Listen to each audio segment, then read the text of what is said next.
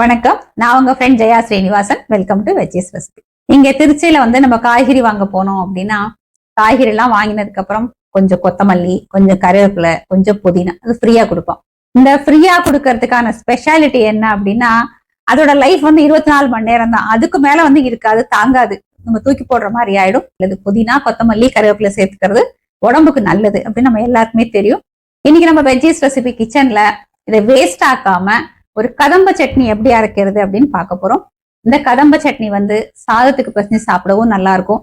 எல்லா டிஃபனோடையும் ஃபர்ஸ்ட் கிளாஸா இருக்கும். அதாவது இட்லி, தோசை, ஊத்தப்பம், ரவா தோசை, அப்பம் இப்படி சொல்லிண்டே போலாம். எல்லாத்துக்குமே சூப்பரா இருக்கும். அதே நேரம் அதோட கொஞ்சம் கன்சிஸ்டன்சியை மாத்தி கொஞ்சம் 1-2 மிளகாய் எக்ஸ்ட்ரா சேர்த்து அரைச்சிட்டோம் அப்படின்னா வெண்பொங்கல், ரவா உப்புமா, அரிசி உப்புமா இது எல்லாத்துக்கும் தொட்டுக்கிறதுக்கும் நல்லா இருக்கும். இங்க இதை போல ஃப்ரீயா கொடுக்குற மாதிரி நீங்க இருக்கிற இடத்துல, நீங்க இருக்கிற ஊர்லயும் இதை போல ஃப்ரீயா கிடைக்குமா அப்படின்னு கமெண்ட்ல சொல்லுங்க. ஒருவேளை ஃப்ரீயா கிடைக்கல அப்படின்னாலும் நம்ம எப்பயும் ரெகுலரா வாங்குவோம் இல்லையா, கொத்தமல்லி, கருவேப்பிலை, புதினா எல்லாமே. இதை நம்ம ஃப்ரிட்ஜ்ல ஸ்டோர் பண்ணி வைப்போம். அது என்ன இருந்தாலும் ஒரு 4-5 நாள் கழிச்சு கொஞ்சம் ட்ரை ஆக ஆரம்பிக்கும் போது கூட நம்ம இந்த மாதிரி சட்னி அரைச்சிக்கலாம். ஃபர்ஸ்ட் டைம் சேனலை பாக்குறீங்கன்னா ப்ளீஸ் சப்ஸ்கிரைப் பண்ணுங்க. பெல் ஐகானை கிளிக் பண்ணி ஆல் ஆப்ஷன் கொடுத்துட்டீங்கன்னா நான் போடக்கூடிய எல்லா வீடியோஸும் குவிக்கா உங்களுக்கு ரீச் ஆகும். வாங்க ஈஸியா இந்த டேஸ்டி அண்ட் ஹெல்தியான கதம்ப சட்னி குவிக்கா எப்படி பண்றதுன்னு பார்க்கலாம். ஒரு கடாயில 2 டீஸ்பூன் எண்ணெய் விட்டுக்கலாம். எண்ணெய் சூடானது ஒரு சின்ன கட்டி பெருங்காயம் நல்லா அப்படி பிரஸ் பண்ணி நம்ம பொரிச்சுட்டோம் அப்படின்னா உள்ள வரைக்கும் நல்லா ஃப்ரை ஆயிடும். ஒரு டேபிள் ஸ்பூன் உளுத்தம்பருப்பு, நான் தோல் உளுத்தம்பருப்பு எடுத்துட்டு இருக்கேன், உடம்புக்கு நல்லது அப்படிங்கறதுனால. இதுக்கு பதிலாக சாதாரண வெள்ளை உளுத்தம்பருப்பு இருக்கு இல்லையா, அது கூட நம்ம எடுத்துக்கலாம். ஒரு டேபிள் ஸ்பூன் கடலைப்பருப்பு. காரத்துக்கு நான் 4 மிளகாய் வத்தல் சேர்க்கிறேன். பருப்பு செவந்து வர்ற வரைக்கும் நம்ம வறுத்துக்கலாம். பருப்பு செவந்து வர ஆரம்பிச்சாச்சு. ஒரு டீஸ்பூன் எள்ளு, நான் வெள்ளை எள்ளு சேர்க்கிறேன், நம்ம கருப்பு எள்ளும் சேர்த்துக்கலாம். ஒரு டேபிள் ஸ்பூன் வறுத்த வேர்க்கடலை. இது எல்லாத்தையும் சேர்த்து நல்லா வறுத்துப்போம். பாருங்க, எள்ளு நல்லா பொரிய ஆரம்பிச்சிருக்கு. தேங்காய் ஒரு விரல் நீளத்துக்கு 2 பீஸ் இந்த மாதிரி பொடி பொடியா கட் பண்ணி இதை சேர்த்துக்கலாம். தேங்காய் துருவல் சேர்க்கறதா இருந்தா 2 டேபிள் ஸ்பூன் சேர்த்தா கரெக்டா இருக்கும். இப்போ ஸ்டவ் ஆஃப் பண்ணிட்டு இது எல்லாத்தையும் நம்ம மிக்ஸி ஜாருக்கு மாத்திப்போம். அதே கடாயில இன்னும் 2 டீஸ்பூன் எண்ணெய் சேர்த்துக்கலாம்.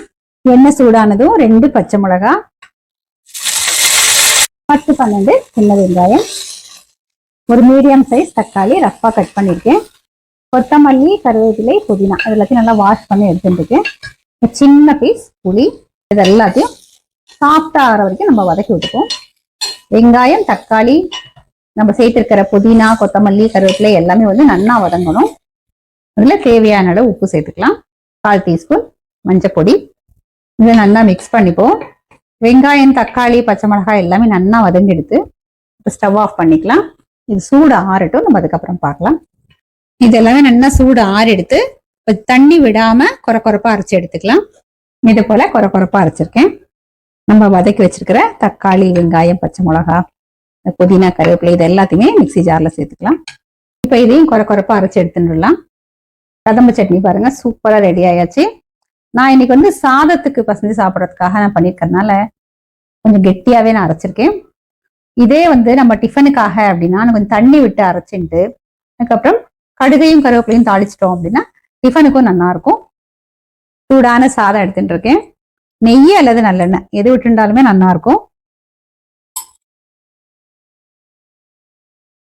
தேவையான அளவுக்கு தொகையில் எடுத்துக்கலாம். தொட்டுக்கிறதுக்கு சுட்ட அப்பளம் நல்ல ஒரு காம்பினேஷன். நம்ம காசு கொடுத்து வாங்கியிருந்தாலும் சரி, இல்லை நமக்கு ஃப்ரீயா கிடைச்சாலும் சரி, எதுவா இருந்தாலும் வேஸ்ட் பண்ணாம அதை நம்ம கரெக்டா யூஸ் பண்ணும்போது உண்மையிலேயே அது ரொம்ப ஒரு சாட்டிஸ்பாக்சனா இருக்கும்.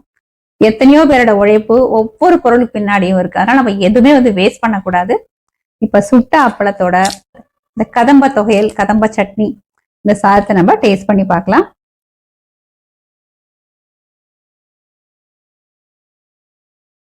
பிரமாதமா இருக்கு.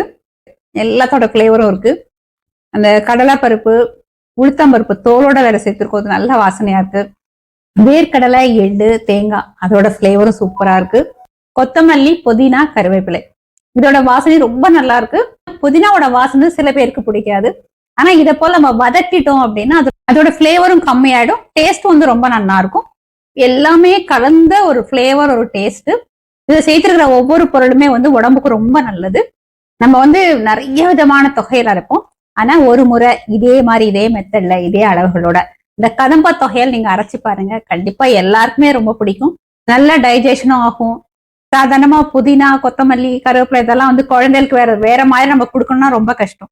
இதை போல நம்ம பண்ணி கொடுத்துட்டோம் அப்படின்னா டிஃபனோடையோ சாதத்தோடையோ கண்டிப்பா விரும்பி சாப்பிட்டுருவா. ட்ரை பண்ணி பார்த்துட்டு எப்படி வந்ததுன்னு கமெண்ட்ல சொல்லுங்க. லைக் பண்ணுங்க, உங்க ஃப்ரெண்ட்ஸ் அண்ட் ஃபேமிலியோட ஷேர் பண்ணுங்க. புது ரெசிபியோட நாளைக்கு நான் உங்களை மீட் பண்றேன். தேங்க்ஸ் ஃபார் வாட்சிங்.